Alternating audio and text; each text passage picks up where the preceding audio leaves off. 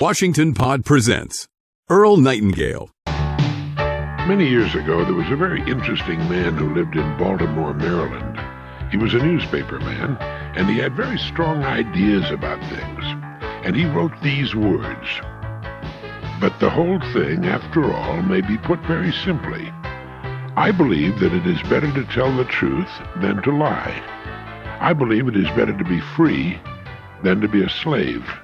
And I believe it is better to know than to be ignorant. His name was H.L. Mencken, and those words are from his book Living Philosophies, which he wrote in the year 1931. It's a beautiful bit of philosophy, isn't it? What you've learned so far in this program is the truth.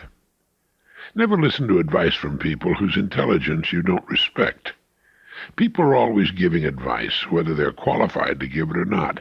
Look for the truth in everything you do. If it isn't true or honest or something you can be proud of, don't do it. Don't be a part of it. It's the path that leads to failure. Failure over and over again, like the poor dummies that are always in trouble with the law. They go to jail again and again and again. They get nowhere, have nothing, but think they know it all. They don't know anything. If they knew anything, they'd stop hitting themselves over the head with the same hammer. I believe it's better to be free than to be a slave. Who's free in our society? Those only are free who have the education to live the way they want to live, to go where they want to go, to do what they want to do. Yes, they're free, and they've earned their freedom, the same way you're earning it right now, by learning, by getting an education before they go out into the world. They're the people who know where they're going and are busily engaged in getting there. Free as the birds. You can be free too, but freedom, like anything else that's worthwhile, must be earned. We can have anything we want, but we must earn it. There's no such thing as a free lunch. Never was, never will be. Somebody's got to pay for it, and that's the way it should be. That's good, because in that way, as we grow and qualify for what we get, we appreciate what we get just that much more. And the education we need is available to anyone interested in learning. Look around you at the people you know. Who's free and who isn't free? Yes, it's better to be free than to be a slave.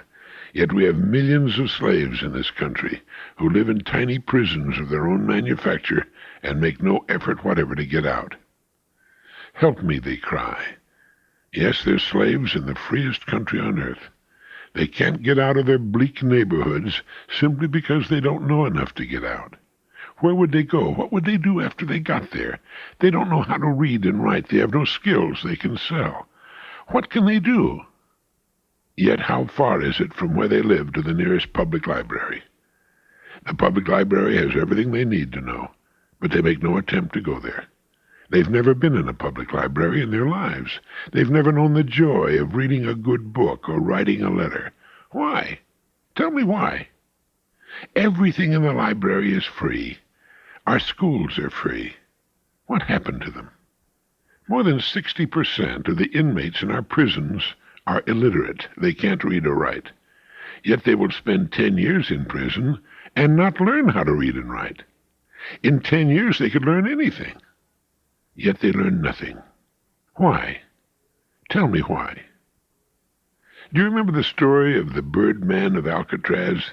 It's a true story about a man serving a life term in Alcatraz, the prison in San Francisco Bay, who became a world-class ornithologist, an expert on birds, without ever leaving prison. His life was full of interest. His cell was full of books on birds, and birds, too, when they would let him keep them. He corresponded with leading bird experts all over the world. Men have learned the law in prison, and after they got out became lawyers.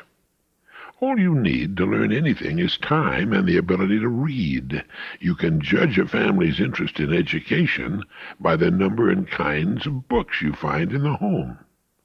Now, I'm interested in education and always have been, so I have hundreds and hundreds of books of just about every kind you can imagine.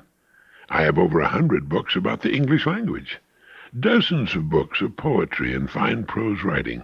I have books on history and math and psychology and sociology, because I'm interested in all of those things. What's your main interest? No matter what it happens to be, there are lots of books on that subject that you would enjoy reading. You can build your own home library someday. It's one of our freedoms to do that. No books are banned in this country as they are in communist countries. We can read about democracy and we can read about communism. We can read anything we want to read. We're free to do so. But a surprisingly small percentage of the people enjoy that freedom. All over the world, there are millions of people trying to get into the United States so that they can enjoy the freedoms and opportunities that you and I often take for granted. As an American citizen, you have the right to an American passport so that you can travel all over the world as you please. Did you know that an American passport is considered to be one of the most valuable documents in the world? Millions of people would give anything to have one and enjoy the freedom that passport guarantees. You're also free to travel all over the United States as you please. You don't have to ask permission or apply for an internal visa. You can live in San Francisco or Honolulu, Hawaii, Miami Beach, New Orleans, Chicago, Cincinnati, Denver, Salt Lake City. You, my friend, are as free as the birds. And all you need to do is qualify for the kind of work you want to do. And you do that by getting a corresponding education. Small price to pay. Actually, it isn't a price to pay, but a price to enjoy by remaining in the educational system and doing the very best you can in that system until you're as big as the work you want to do. In most of the world's countries, the political leaders tell the people what they must do. In the United States and other free countries, such as England and France, the people tell the government leaders what they want them to do. We elect them to political office, and we remove them from those offices when we think they're not doing the job we want them to do. Not long ago, the people in the U.S. Congress decided they wanted a 50% pay raise. All they have to do is vote for that pay raise, and it's done. It's the law. But the people said no. The government is spending too much money as it is, and we have this deficit. No pay raises for Congress. And the congressional pay raise idea was killed. Now, that doesn't happen in the Soviet Union or all the countries under dictators. They can do whatever they want to do, and the people have nothing to say about it. Did you know that the United States has the oldest unchanged form of government on Earth?